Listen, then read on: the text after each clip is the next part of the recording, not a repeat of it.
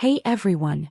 Before this story pulls you in and refuses to let go, take 1 second to like this video, subscribe to the channel and turn on notifications so you never miss a story where betrayal meets justice and silence turns into power. Welcome to Black Queen Dominion. This story did not begin with tragedy. It began with privilege wrapped in grief, wealth disguised as destiny, and love that looked safe from the outside. The day the inheritance was announced, the world shifted quietly, almost politely, as if nothing dangerous had just been placed in my hands. $17 million does not arrive loudly. It settles, waits, and watches who you become after it arrives. The fortune came from a distant relative whose existence had always been mentioned in half-sentences and avoided explanations. Old money, private holdings, carefully managed assets spread across trusts and accounts that spoke a language of permanence. I was not prepared for it, but preparation was irrelevant. The inheritance was final, legally sound, and irreversible. At first it felt unreal. Numbers on paper rarely carry weight until they change how people look at you. The shift was subtle. The air inside rooms felt different. Conversations paused longer than usual. Compliments arrived wrapped in curiosity. Suddenly my presence had gravity. My husband noticed immediately. At that time I believed we were solid. Our marriage had survived ordinary storms. Routine disagreements, financial stress, ambition misalignments. Nothing dramatic. Nothing violent. Nothing that warned me of the quiet calculation happening behind his eyes. He celebrated the inheritance publicly, presenting himself as supportive, proud, protective. He spoke of security, of legacy, of a future finally unlocked. I believed him because belief was easier than suspicion. The wealth changed everything quickly. New advisors entered our lives. Lawyers, accountants, planners. Meetings filled our calendar. Documents replaced dinners. Strategy replaced spontaneity. And somewhere in that transition, the marriage stopped being a partnership and became a transaction. I did not notice at first. Wealth has a way of distracting you with logistics while something else rearranges your reality. My husband took an increasing interest in details that did not concern him before. Insurance policies. Travel schedules, medical records, physical routines. He framed his interest as care, as protection, as responsibility. I accepted the narrative because it matched what I wanted to believe. Then the accidents began appearing in conversation. Not real accidents. Hypotheticals. Stories in the news. Casual mentions of unexpected deaths involving wealth. Car malfunctions. Slips. Falls. Boat mishaps. He never lingered long enough to appear obsessed, but he mentioned them often enough for the pattern to exist. I still did not see it. The first crack appeared during a routine financial review. A document surfaced that I did not remember signing. A beneficiary designation adjustment tied to a policy I rarely thought about. The signature was mine. The authorization was valid. But the timing made no sense. I dismissed the discomfort because discomfort without proof feels like paranoia. Then came the health suggestions. New supplements.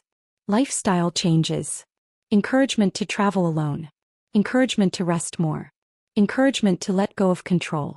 Each suggestion arrived gently, wrapped in concern. None of it was alarming alone. Together they formed a picture I was not yet ready to see.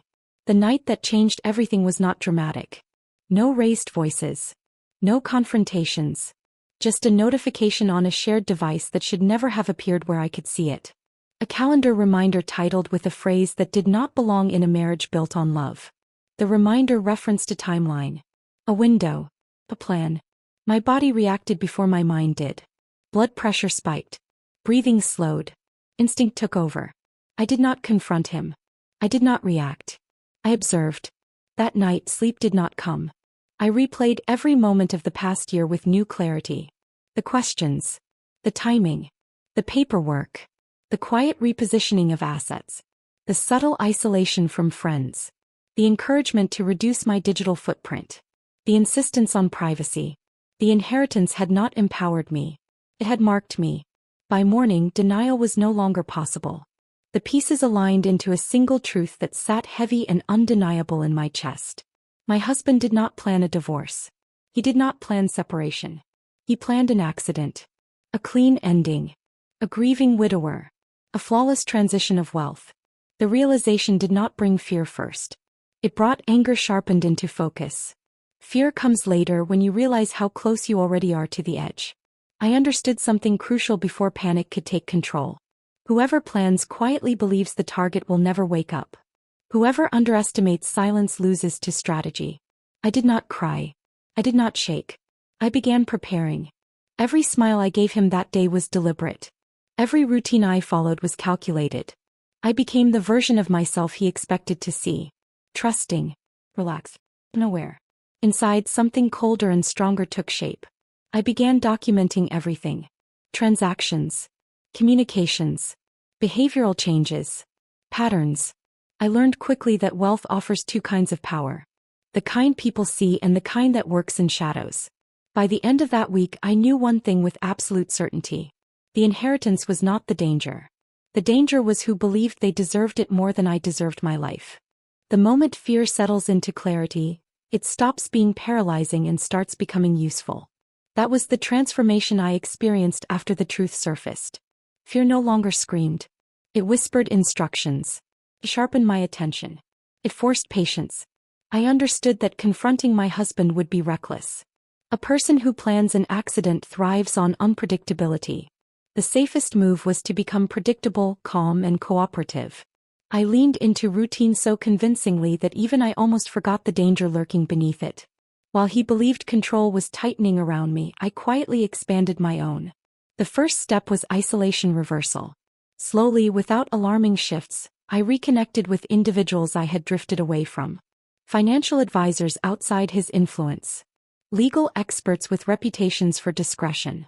Medical professionals who documented everything. Each connection restored a layer of protection. I did not accuse. I did not speculate. I presented facts. Timelines. Documents. Behavioral changes. Professionals understand patterns better than emotions. They listened carefully. They advised cautiously. The second step was financial insulation. The inheritance had initially been accessible in ways that were convenient but dangerous. I restructured trusts, diversified custodians, and placed legal firewalls between ownership and access. Nothing illegal. Nothing suspicious. Just intelligent asset management. He noticed the changes but interpreted them as responsibility, not resistance. He praised my growth. He encouraged my independence, believing it served his timeline. That was his mistake. Meanwhile, I studied him with the same intensity he believed he was studying me. Every routine he suggested I analyzed. Every destination he proposed I researched. Every recommendation became data. His patience convinced him he was winning. His confidence made him careless. The accident plan revealed itself slowly. A future trip framed as a romantic reset. A location known for scenic isolation. Activities involving calculated risk. Paperwork prepared in advance. Insurance coverage adjusted months earlier. Everything aligned too perfectly to be coincidence. I understood then that time was my most valuable resource. Panic shortens time. Strategy stretches it. I created contingencies. If one plan failed, another would activate. I ensured records existed in multiple secure locations. I prepared evidence drops with timed release instructions. I trained myself to remain calm in high-pressure situations. The psychological shift was profound. I was no longer reacting. I was orchestrating. At home, nothing changed on the surface. We shared meals. We discussed future renovations. We planned appearances. I mirrored his energy flawlessly. People often underestimate how powerful observation becomes when emotion is removed. I saw impatience begin to flicker through his composure. Subtle pressure appeared. A suggestion moved forward. A timeline accelerated. He believed circumstances favored him. He did not realize the board had already changed. Behind the scenes, I aligned allies. Legal structures prepared for emergency activation. Digital trails secured. Financial movement monitored. I positioned myself as both the apparent victim and the invisible architect. The most dangerous phase came when he tested boundaries. Small risks. Minor suggestions. Situations designed to measure my resistance. I complied selectively. Enough to reassure him. Not enough to endanger myself. Each test he conducted confirmed something vital. He believed I was unaware. He believed I was dependent. He believed the accident would be tragic but uncomplicated. That belief became his blindfold. As the planned trip approached, every detail sharpened. My awareness reached surgical precision. Sleep came easily not because I felt safe but because preparation had replaced anxiety. The inheritance that once felt like a target now felt like leverage. Wealth does not protect you automatically. Intelligence does. I understood that survival was not enough. Survival would leave him free to repeat the pattern with someone else. Justice required exposure. Exposure required timing. I waited. The most dangerous moment is not when you realize someone wants you gone. It is when they believe you have no idea. Every movement, every delay, every agreement I offered carried intention. The most powerful traps are not built with force. They are built with permission. And I had given him plenty of that. The planned trip was now unavoidable. Dates were finalized. Arrangements confirmed. The destination framed as restoration, reconnection, and escape from stress. To anyone observing from the outside, it looked like a wealthy couple stepping away from chaos to rediscover balance. To me, it was the stage where his confidence would peak, and where his mistakes would multiply. I prepared meticulously. Before departure, I activated safeguards that required no intervention once triggered. Financial instructions locked into timed sequences. Legal contingencies filed in advance. Digital access permissions redistributed quietly. If anything happened to me, the system would move faster than grief, faster than manipulation. I ensured my physical condition was documented thoroughly. Medical evaluations completed. Baselines recorded. Any deviation would raise immediate questions. This was not paranoia. This was precision. At the same time, I allowed him to believe the opposite. I acted lighter. Less guarded. More trusting. I spoke of gratitude, of peace, of letting go. I leaned into the narrative he needed to believe to proceed. Control is intoxicating to those who seek it. And intoxication dulls awareness. The journey itself unfolded smoothly. No red flags on the surface. No visible tension. He performed devotion convincingly, the way someone does when they believe the ending is already written. I observed him the way one observes a storm from behind reinforced glass, aware of its power but no longer exposed to it. The location was perfect for his plan. Remote enough to delay intervention. Scenic enough to disguise danger. Structured enough to justify activities that carried risk without suspicion. Everything he had selected worked in his favor. Except one thing. He underestimated how closely the environment itself could be documented. I had ensured third-party oversight without his knowledge. Quiet monitoring. Location logging. Timestamped movement records. Nothing invasive. Just enough to reconstruct reality if necessary. The truth does not need drama when it has detail. As days passed, his behavior shifted subtly. The patience he had cultivated for months began to fray. Timing matters to those who plan. Delays introduce risk. I sensed his urgency increasing beneath calm gestures. Then came the pivotal moment. An activity framed as harmless, spontaneous, even romantic. One that relied on variables difficult to control once initiated. One that would leave no witnesses nearby, no immediate evidence, and no reason to suspect malice if something went wrong. I agreed. Not because I was reckless. Because refusal would have altered the script he believed he controlled. What he did not know was that I had already rewritten the ending. The moment arrived without drama. No heightened music. No cinematic cues. Just a sequence of actions that would later be analyzed frame by frame. Every second mattered. Every decision left a trace. He made his move. Not violently. Not overtly. Just enough interference, just enough miscalculation introduced deliberately, to allow circumstance to do the rest. This was his design. To let the environment carry the blame. But circumstance did not cooperate. The safeguards activated seamlessly. Alerts triggered. Third parties intervened sooner than expected. Documentation captured what he believed was invisible. The environment, once his ally, became a witness. The aftermath unfolded quickly. Concern replaced confidence on his face. Confusion replaced control. He adapted fast, faster than most, but adaptation cannot erase recorded truth. He shifted narratives instinctively, presenting worry, shock, disbelief. He played the role he had rehearsed for months, just not at the moment he expected. I survived without injury serious enough to justify his plan. That alone disrupted everything. From that moment forward, power shifted irreversibly. He did not know yet how much I knew. He did not know how much evidence existed. He believed the failure was temporary, the opportunity delayed. He underestimated how a failed attempt changes legal, psychological, and financial landscapes permanently. Back home, life resumed outwardly unchanged. That was intentional. Shock makes people sloppy. Calm makes them careless. I chose calm. I allowed him space to believe the danger had passed. I allowed him to believe his misstep was invisible. I allowed him to think time remained on his side. Behind the scenes, consequences accelerated. Authorities were not alerted impulsively. Professionals were. Investigations began quietly. Financial reviews deepened. Behavioral analysis commenced. Patterns once dismissed as coincidence now carried weight. The most powerful evidence is not accusation. It is accumulation. I began disengaging emotionally. Not visibly. Internally. Detachment sharpened my decisions. The man I lived beside became a subject, not a partner. Observation replaced attachment. The inheritance that once made me vulnerable now made me untouchable. As pressure mounted, I noticed microcracks forming in his performance. Over-explanation. Defensive optimism. Subtle inconsistencies. He sensed something shifting but could not locate it.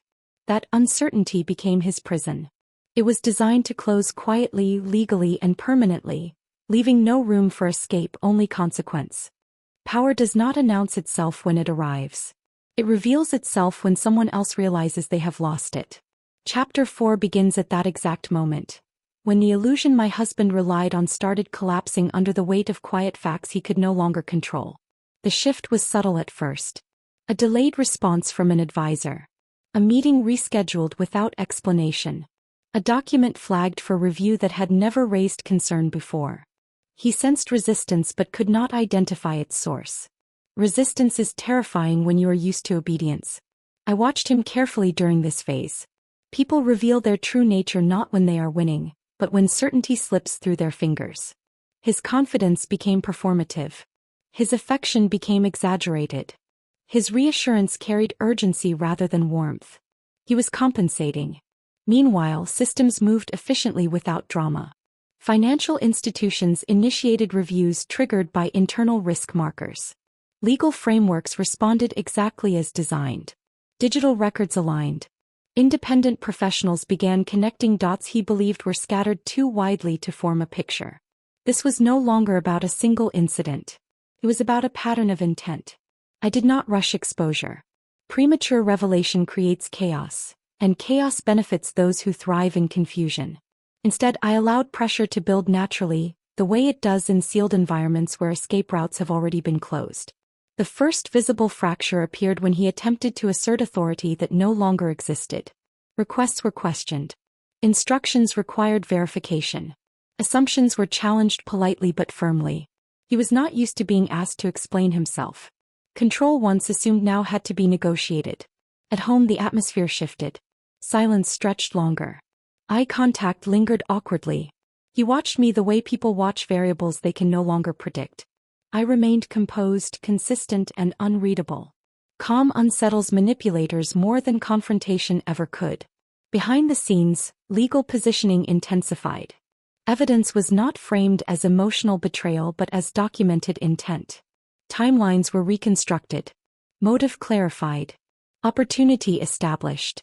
The narrative was no longer mine to tell. It belonged to records, experts, and systems designed to assess truth without sentiment. When professionals confront malice stripped of emotion, the outcome becomes inevitable. The moment of exposure did not arrive with sirens or shouting.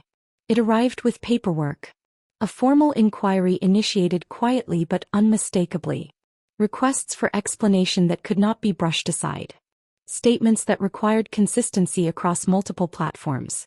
Each response he gave was compared, measured, and archived. He attempted adaptation. New narratives emerged. Partial admissions disguised as misunderstandings. Emotional appeals layered carefully to regain sympathy. But manipulation loses effectiveness when evidence does not react to it. I watched his strategies fail one by one.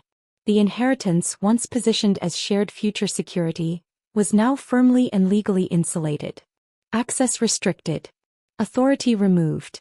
Oversight enforced. The wealth he believed would reward his patience became the instrument of his exposure. That realization hit him slowly. The man who once planned my disappearance now faced erasure of a different kind, social, financial, and reputational. Not through revenge but through consequence. I did not celebrate. Celebration implies emotion. This was resolution. As scrutiny deepened, people began to see what I had lived beside for years. Not a villain in the theatrical sense but something more dangerous. Someone who believed entitlement justified intent, who believed intelligence excused cruelty, who believed silence meant ignorance. He had miscalculated one thing above all else. He assumed my survival instinct would be emotional. It was analytical. The mask did not fall all at once. It cracked repeatedly under pressure until there was nothing left to hold it together.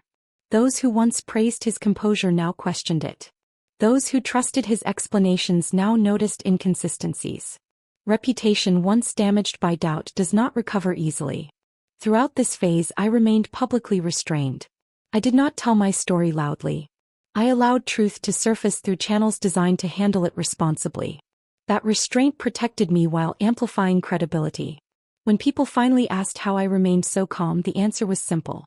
I had already survived the worst part. Realizing the person beside me wanted me gone. Everything after that was just process.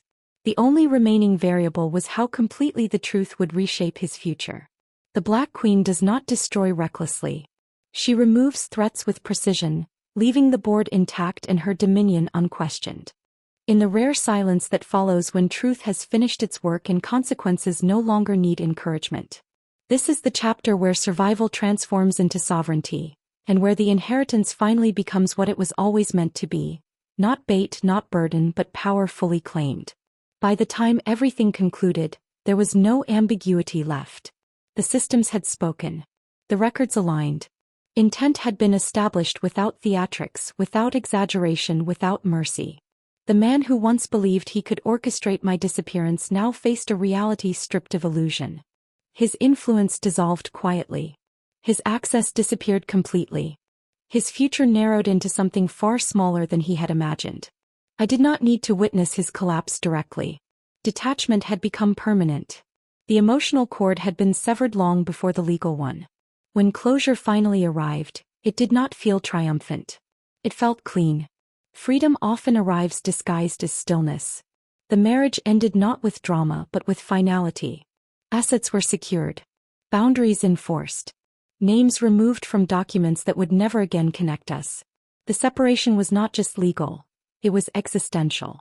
I reclaimed not only my wealth but my narrative. For the first time since the inheritance, the air felt neutral again. Rooms no longer carried tension. Decisions no longer required strategic calculation for personal safety. I could exist without performing awareness. That peace was earned. The $17 million, once a target painted on my back, now rested under structures I designed personally. Trusts aligned with purpose. Investments chosen with long-term vision. Philanthropy planned with intention rather than guilt or fear. Wealth no longer represented danger. It represented reach. I began rebuilding deliberately. Not the life I had before but one informed by clarity. I surrounded myself with people who valued transparency over access. Advisors who respected boundaries. Friends who did not treat survival as spectacle.